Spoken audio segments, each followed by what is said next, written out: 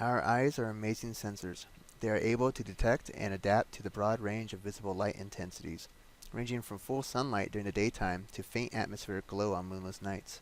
Even more amazing is that there is a visible light detector at 750-meter resolution on two of our polar orbiting satellites that is capable of measuring the same broad range of visible light during the day and night.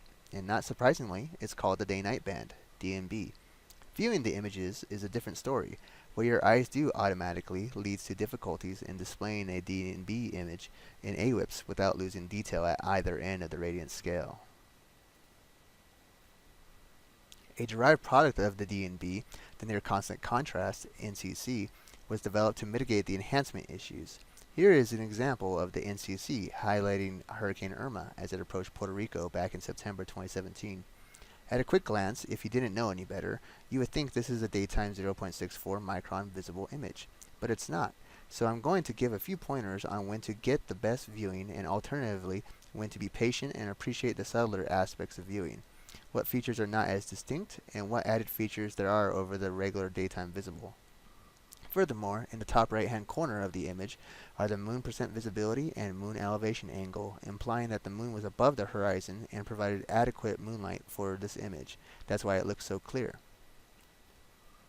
A limitation of the NCC is that it is dependent on the moon phase of the lunar cycle, seen in the NCC animation over Washington State. When the moon is a full moon and above the horizon, imagery is crisp and detailed. When it is a new moon and or the moon is below the horizon, imagery is fuzzy and features are not as discernible.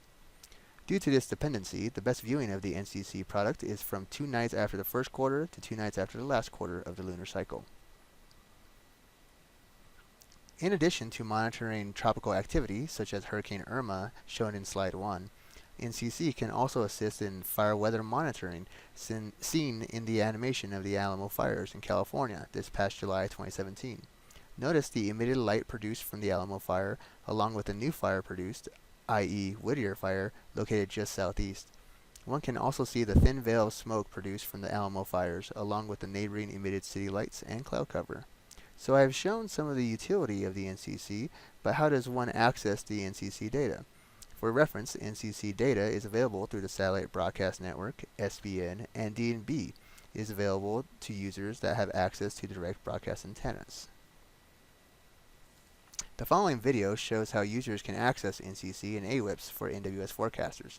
In AWIPS 2, go to the Satellite tab, select SMPP, select CONUS, and select 0.7 near constant contrast. The NCC satellite imagery is displayed and imagery is seen during the full moon stage of the lunar cycle at 9:23Z 6 October 2017. In all, it is as simple as that to obtain, display, identify features, and describe the benefits and limitations of the NCC product in AWIPS 2. A NCC quick guide web link is provided for a 0 to 1 satellite imagery enhancement technique in the bottom right hand corner. Thank you for watching this video.